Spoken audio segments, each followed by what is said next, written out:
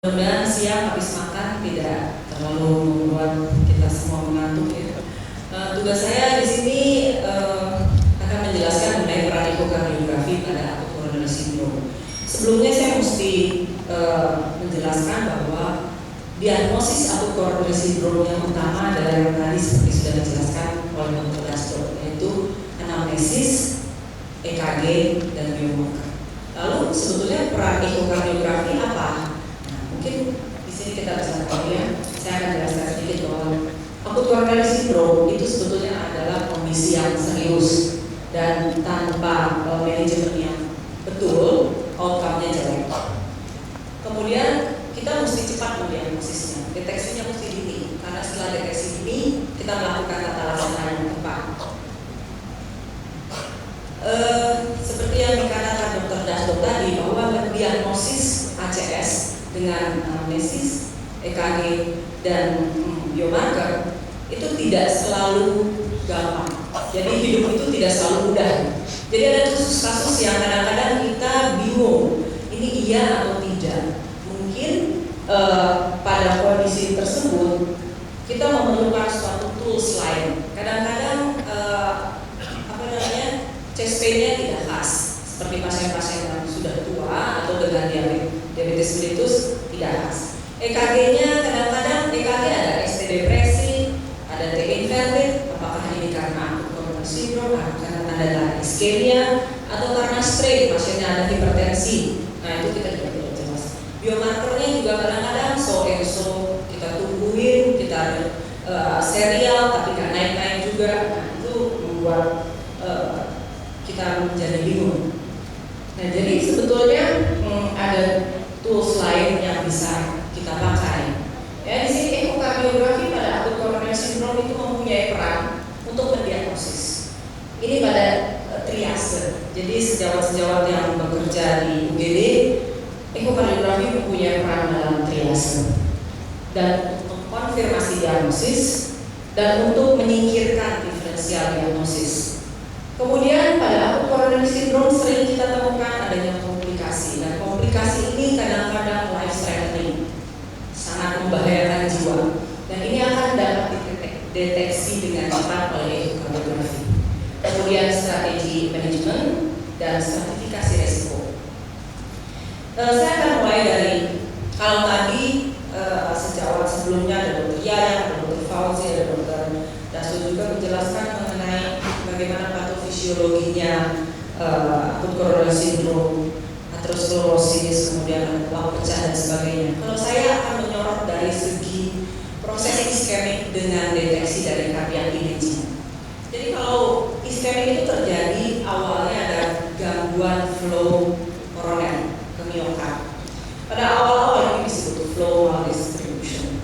Pada awal-awal itu gangguan flow itu menyebabkan hipoperfusi. Pada hipoperfusi itu bisa dideteksi oleh pemeriksaan nuklir. Tapi saya nuklir nggak di semua tempat ada yang mahal, dan akses pasien untuk ke pemeriksaan nuklir itu tidak gampang. Kemudian pada stage selanjutnya, ini timeline-nya ya. Pada waktu yang selanjutnya setelah hipoperfusi terjadilah diastolic dysfunction. Kemudian systolic dysfunction, disfungsi sistolik kontraksinya. Nah, pada waktu diastolic dan systolic dysfunction, echo sudah bisa mendeteksi. Dengan berjalannya waktu, iskemik masih terus berlangsung, EKG berubah. Jadi kita bisa lihat bahwa ekokardiografi bisa mendeteksi perubahan pada miokard yang iskemik sebelum EKG mendeteksi. Dan setelah perjalanan berikutnya baru timbul sakit dada. Nah ini bisa kita lihat. Jadi sebetulnya awal-awal kita bisa melihat adanya iskemik sebelum pasien itu berubah sakit dada. Nah sebetulnya apa pada keadaan iskemik, ekokardiografi dapat melihat abnormalitas gerakan segmental. Nah abnormalitas gerakan segmental. Jadi pada miokard yang berkontraksi dengan normal, tidak ada iskemik, dia akan membuat kinesis yang normal. Ya. Ini sedikit dari ekokardiografi. Kita membagi segmen jantung menjadi 16, ada yang 17. Nah, regional low motion intervallic ini adalah merupakan tanda khas bahkan infark. Tapi kadang-kadang pemeriksaan ini sangat subjektif dan kita agak sulit melihatnya, apalagi pada pasien umum ya, seperti kita tahu jantung ada di rongga toraks ada di luarnya ada paru-paru, kemudian ada lemak, ada kulit, belum lagi kalau ada bulutnya itu lebih susah kita melihat. Padahal kita harus melihat endokardnya bergerak. Nah, teknologi itu mempermudah kita dengan adanya tissue harmonic imaging atau kontras itu akan mempermudah.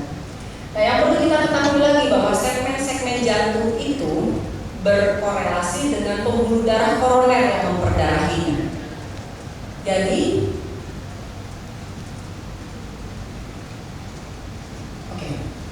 ini adalah mungkin saya jelaskan sedikit atrium kiri, ventricle kiri, ini katup aorta, katup mitral. Ini adalah dinding jantung yang kita sebut segmen anteroseptal.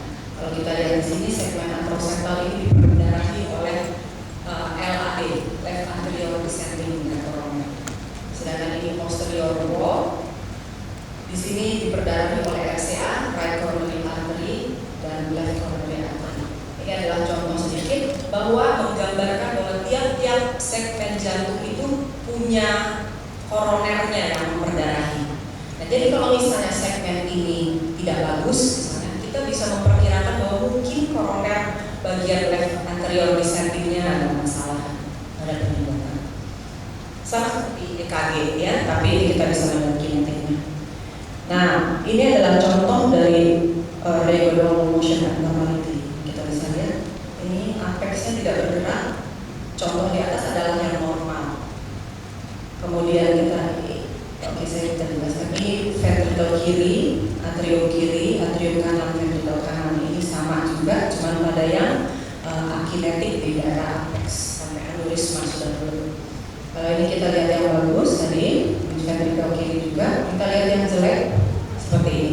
Jadi ekokardiografi bisa melihat adanya ischemic atau infark. Nah sekarang apa pada kondisi di emergency department triase, kalau pada pasien-pasien yang kita curigai ACS, ekokardiografi bisa membantu mengkonfirmasi diagnostik. Misalnya tadi EKG-nya nggak jelas, kadang-kadang kita bingung, ini kita terima pasien baru, EKG-nya iya atau tidak.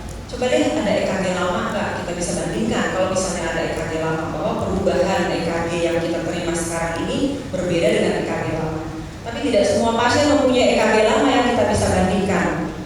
Ya, kalau kayak begitu gimana? Kita bisa minta tolong ekokardiografi.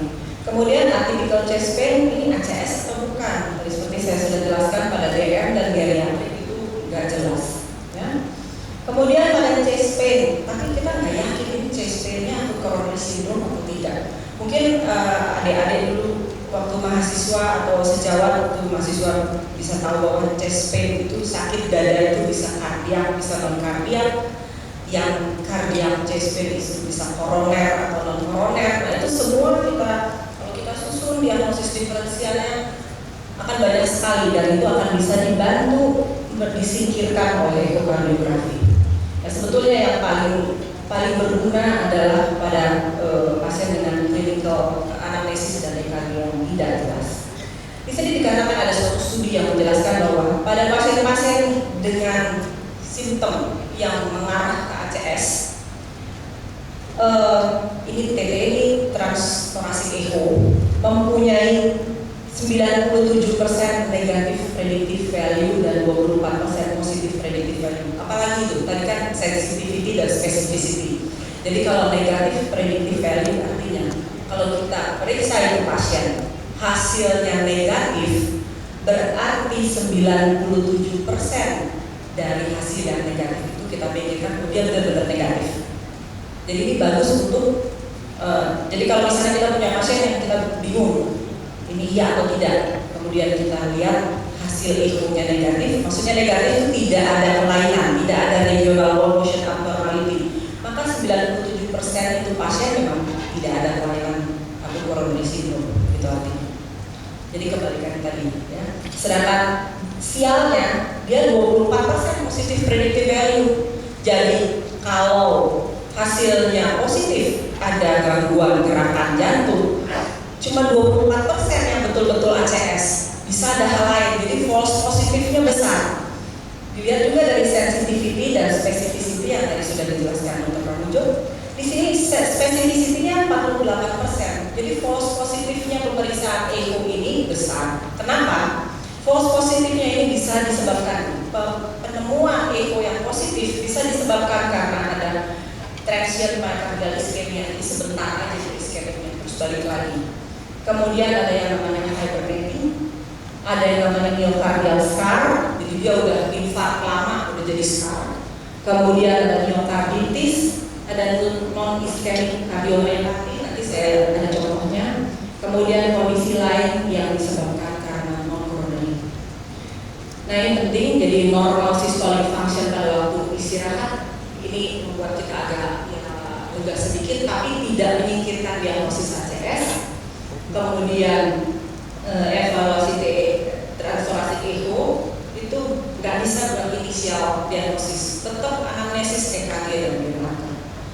Nah ada yang disebut endocardial infarction atau non-STEMI, itu sering-sering pasien itu infark tapi cuma level subendokard sehingga tidak menimbulkan abnormalitas gerakan cerebral, itu juga bisa mempengaruhi kita.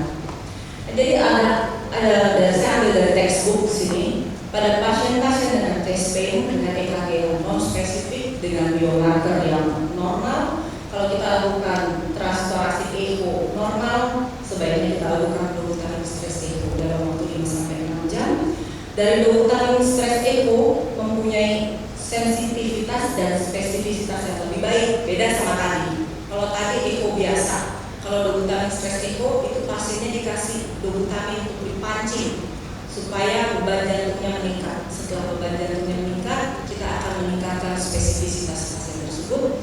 Nah, kalau dari DSE hasilnya juga tetap negatif atau tidak ada gerakan yang abnormal, ini cardiac event yang kecil. Sedangkan kalau positif, cardiac event yang besar, kita bisa pakai. Nah, ini adalah untuk diagnosis diferensial dari chest pain, sakit dada. Ada diseksi aorta, ada valvular heart disease, perikarditis, myokarditis, emboli paru, dan paru. Ini adalah penyakit yang tidak bisa dianggap enteng dan juga life threatening, apalagi aortic diseksi. Dan ini penata laksanaannya sangat bertolak belakang dengan akut coronary syndrome. Seperti misalnya kalau pada pasien dengan STEMI kita kasih trombolitik, tapi kalau pasien itu ternyata diseksi aorta, itu disaster banget kalau kita kasih trombolitik. Ya.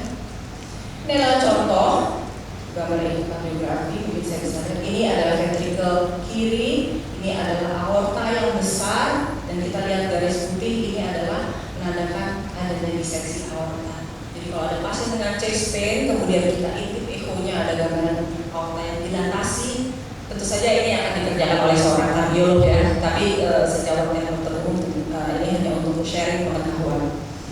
Nah, ini diseksi aorta, keluhannya sakit dada. Berikutnya adalah pasien dengan stenosis aorta.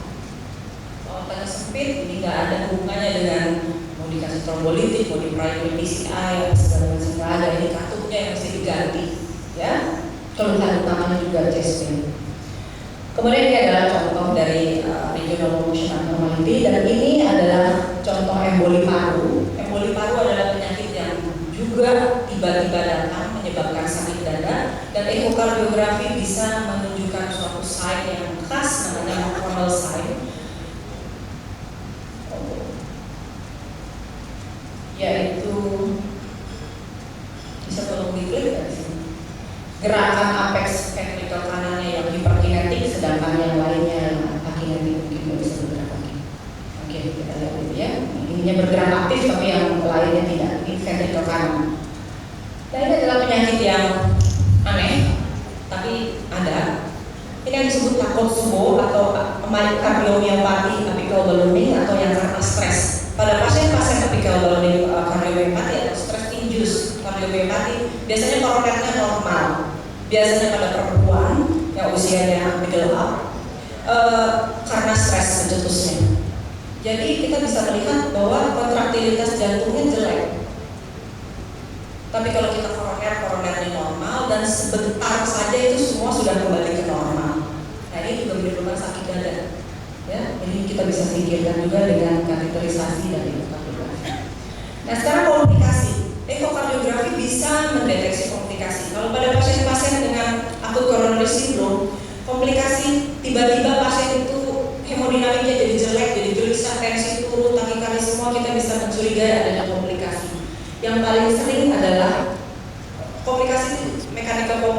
jarang, tapi sering kita temui dari yang jarang itu kita bisa temui ruptur ventricular septum, ruptur free wall, musculus papillaris ruptur yang menyebabkan mitral regurgitasi yang akut, Dressler syndrome ini perikarditis, right ventricular infarct biasanya 30% terjadi pada infark inferior. Ini adalah contoh dari pasien kita. Ini jebol septumnya, ini jebol musculus papillarisnya sehingga menimbulkan MR akut. Jadi pasien tiba-tiba jadi gelisah, tensi jadi turun, kita harus cepat-cepat lihat ini apa yang terjadi ya. Jangan langsung kita kasih adrenalin, langsung kita kasih segala macam, tapi kita lihat dulu penyebabnya. Karena ini mechanical complication, ditangani juga mechanical.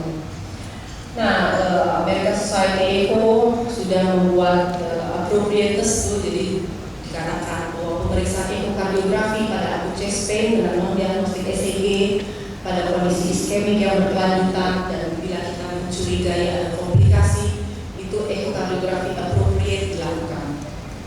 Sekarang stratifikasi pada pasien setelah infark atau setelah akut coronary syndrome, kita mesti menstratifikasi bagaimana outcome jangka panjangnya. Apakah kita perlu melakukan tindakan revaskularisasi dengan cepat? Apakah kita hanya cukup medical saja? Nah, itu bisa dilakukan pemeriksaan ekokardiografi. Mungkin secara singkatnya akan saya jelaskan bahwa kalau pasien mempunyai regional wall motion abnormality yang luas, maka prognosis lebih jelek. Kalau pasien itu mempunyai kontraktilitas yang lebih jelek, yang lebih rendah, ejection fraction, maka itu prognosis lebih jelek. Di sini ada paper yang menjelaskan bahwa ekokardiografi itu memperbaiki stratifikasi resiko.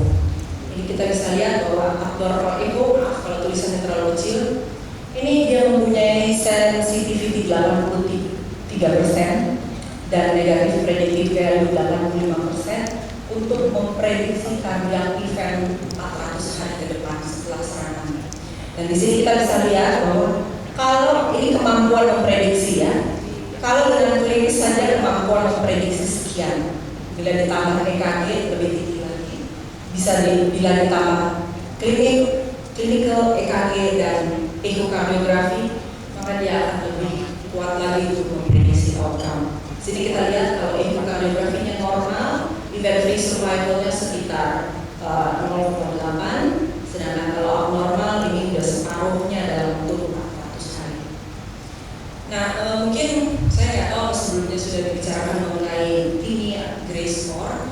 Jadi ada skor secara klinis dan kondisi pasien, jadi memperhitungkan usia, tekanan darah, faktor fungsi ginjal dan lain-lain, bisa mempredik bagaimana outcome pengeluaran klinis pada pasien-pasien ACS.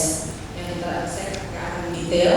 Tapi sini TIMI dan Gray score ini sudah sering kita pakai untuk mempredik outcome pasien-pasien pasca akut coronary syndrome. Ada suatu penelitian yang membandingkan kedua skor ini dengan skor baru yang dia buat, namanya ECHO score, terus ini namanya dari ECHO. Dan di situ dikatakan bahwa ECHO score itu cukup simpel dan comparable dengan TIMI dan Gray score. Jadi kita bisa lihat ECHO score itu yang dilihat adalah ejection fraction, pompanya jantung kiri, TAP-C, pompanya jantung kanan, dan ini adalah ultrasound lung comet. Nanti saya akan jelaskan gambarnya. Nah, dari skor-skor ini kalau dijumlah, misalnya si pasien mempunyai echo score 0 sampai 2, ternyata dia event free survivalnya lebih tinggi dibandingkan kalau echo score-nya 6 sampai 9. Ini menunjukkan bahwa echo sebenarnya juga bisa memprediksi. Sedikit gambar, ini ultrasound lung comet. Ini adalah hitungan echo untuk ekokardiografi jantung bukan, tetapi ini ultrasound paru. Ya, kita sudah mulai kerjakan juga untuk memperlihatkan bahwa pada pasien ini yang normal, ini yang komet nih, kayak komet ya, banyak garis-garisnya. Makin banyak garis, makin tinggi skornya, itu akan membuat kontribusi skor echo makin tinggi dan outcome-nya juga makin jelek. Nah, di sini ada dari guideline juga mengatakan peran echo untuk stratifikasi risiko pasien-pasien akut coronary syndrome. infarct size, kemudian ventricle function, inducible ischemia, dan viability itu seperti yang tadi saya sudah jelaskan bisa diperiksa echo dan mempunyai dan guideline ini kelas 1. Kelas 1 itu tadi dokter Dayang udah bilang should. Kalau saya bilang itu hukumnya wajib. Kalau kelas 2 mungkin hukumnya sunnah gitu kan.